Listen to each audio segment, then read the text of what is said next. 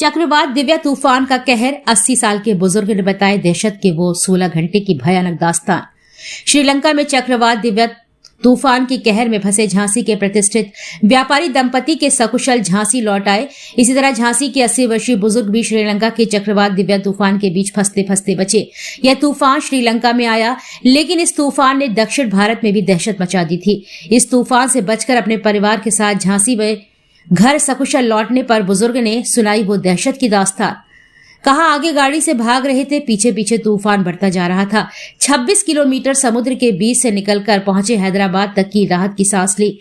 झांसी जनपद के सिपरी बाजार लहर गिर्द SBI कॉलोनी निवासी 80 वर्षीय पंडित जमुना प्रसाद वाजपेयी अपने पुत्र मयंक वाजपेयी, पुत्र वधू वंदना वाजपेयी, समधी उन्नाव जिला निवासी शंभुदयाल मिश्रा के साथ 4 पहिया गाड़ी से 27 नवंबर को रामेश्वरम धाम पहुंचे, जहां उन्होंने रात गुजारी। जमुना प्रसाद ने बताया कि इस दौरान तेज हवाएं और बारिश से समुद्र का पुल भी तूफान के कहर की हिल हिल कर गवाही दे रहा था, जिस पर आसपास के लोगों से पूछने पर जानकारी मिली कि श्रीलंका में चक्रवात दिव्या तूफान आया है, जो धीरे धीरे दक्षिण भारत की ओर आ रहा है।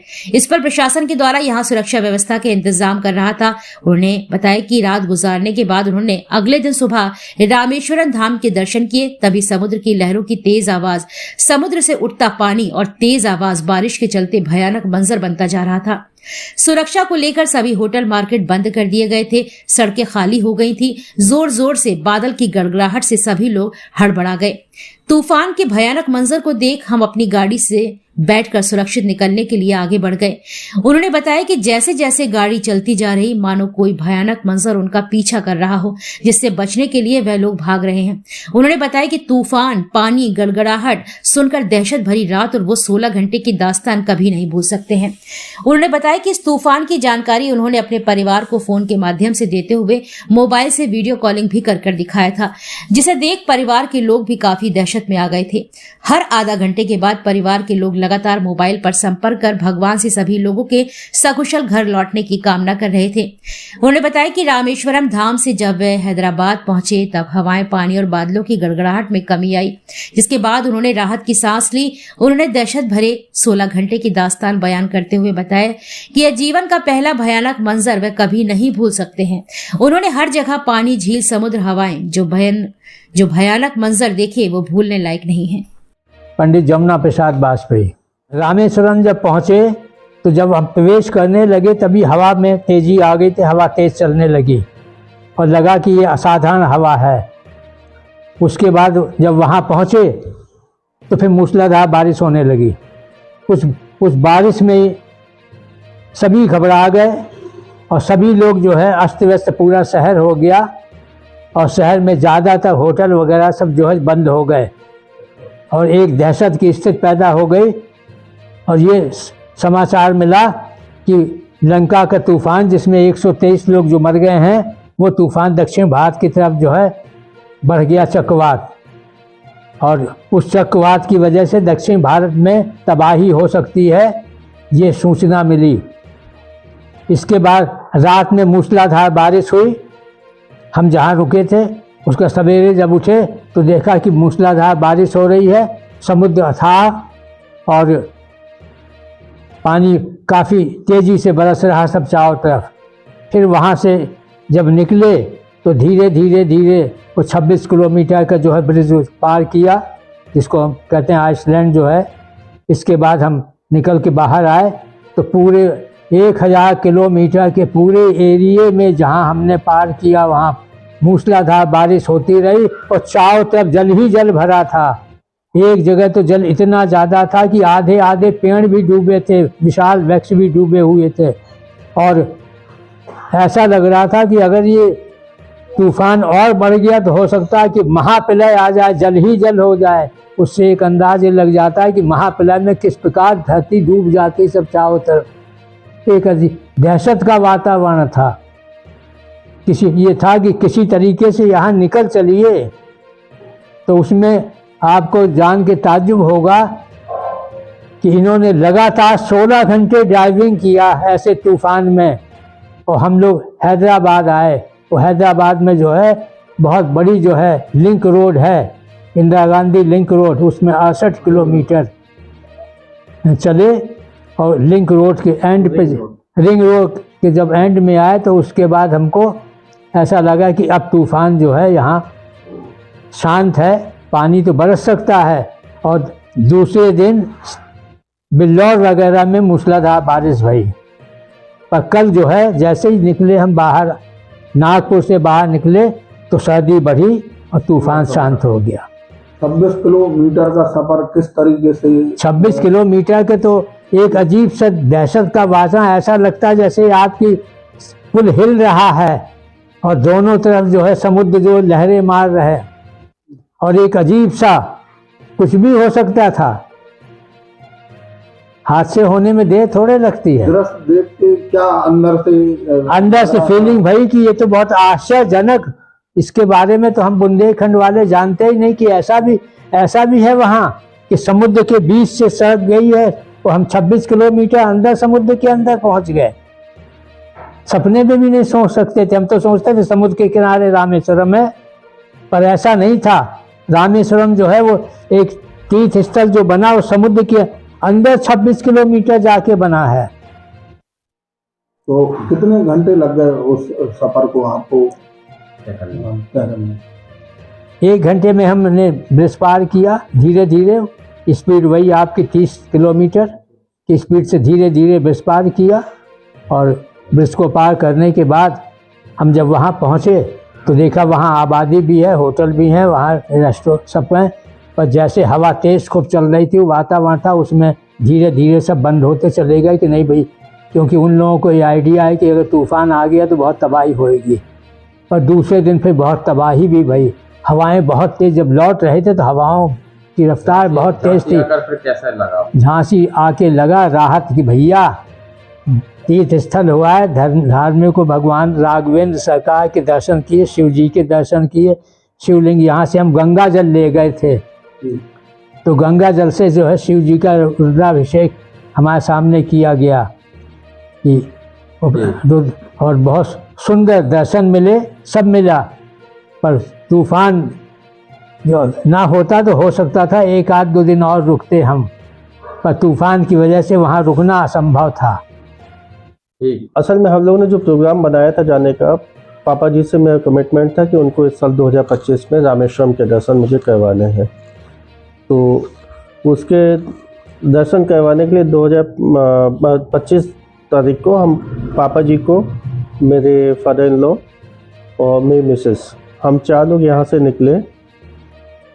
तो उसमें जब हम जाने का प्लान बनाए थे तो उसमें सबसे पहले हमने डिसाइड किया था कि यहाँ से सीधे हम लोग रामेश्वरम जाएंगे।